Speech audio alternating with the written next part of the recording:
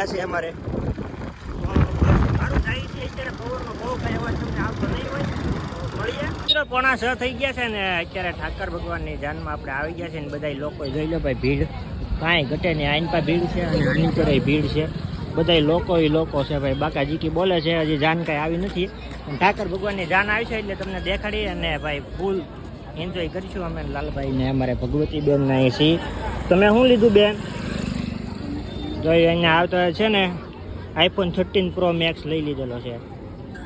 તો એ રીતનું છે. તો જાન આવી છે હું તમને દેખાડશું. તો તમે કન્ટિન્યુ બ્લોગમાં જોડાઈ રહ્યો. મળીએ.